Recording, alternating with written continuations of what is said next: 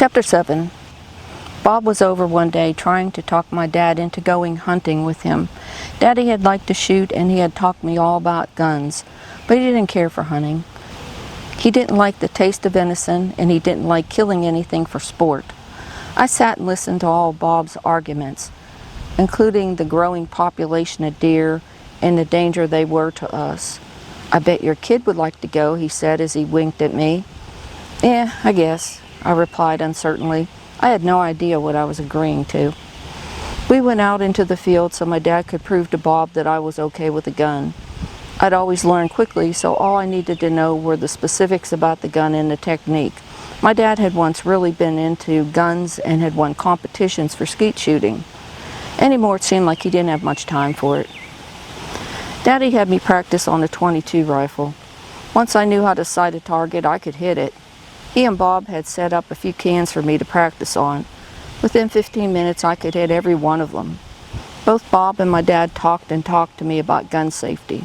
They made me repeat everything they told me.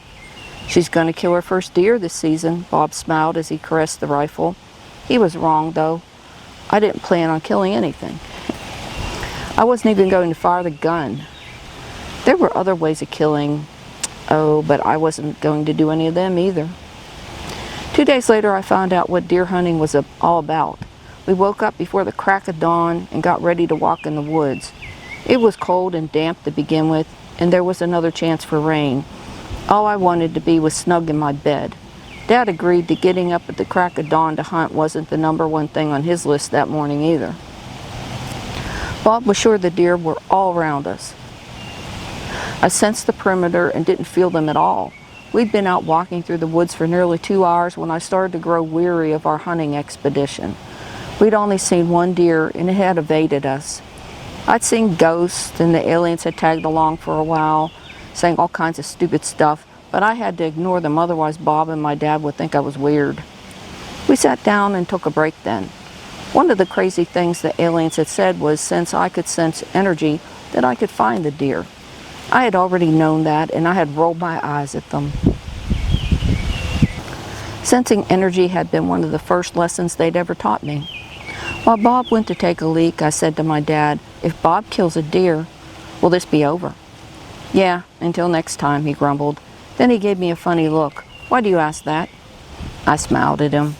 "Are you saying you know where the deer are at?" he asked. "Yeah, I could find them."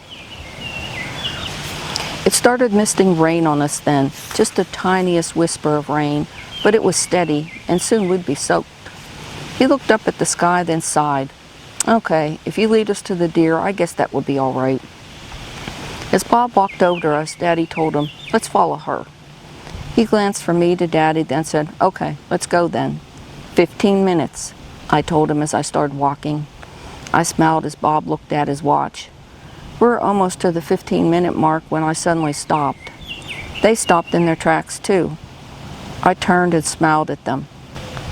"Fox," I said softly. We watched as a fox walked out from behind a tree some yards ahead of us. It saw us and froze for about 2 seconds, then it ran.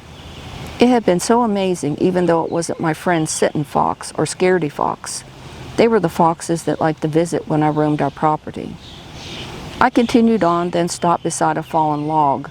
I pointed to the left and we waited. A few minutes later, a deer ran out and Bob shot at it. He was a lousy shot though, and he missed. I watched the deer run away in fear.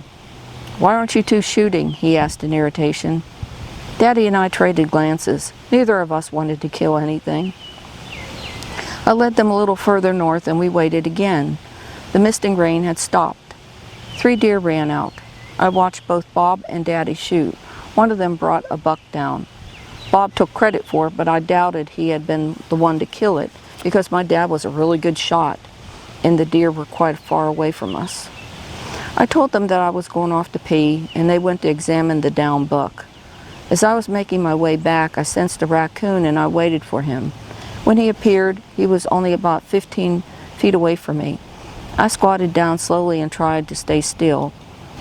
I relaxed my mind, and he slowly began walking towards me as if I were something to be investigated. I felt no fear or danger. As he came close enough to bite me, it occurred to me that I was probably being stupid, yet I couldn't move. Now he sniffed me. I wanted to touch him, but I felt that I shouldn't. I looked up as I heard leaves rustle. "Holy shit!" I heard Bob exclaim from probably 100 feet away. In that instant, the raccoon ran. I wished that Bob hadn't scared my raccoon away. I stood up and walked towards them. "Now how did that happen?" he demanded of me. Daddy was amused by his question. "I can't believe you asked her that when you've seen her talk to her dog and you're no longer welcome at the Pentecostal church," he laughed. "Well, prove it. Bring him back, Miss Smarty Pants," Bob told me. "I can't. He's too scared now." I knew that I couldn't bring the raccoon back. He had only liked my energy. Bob's energy would repel him. I was also afraid that Bob would shoot him. The raccoon needed to live. It started raining then, but then with some gusto. So we walked back through the woods to get the truck and load up the deer.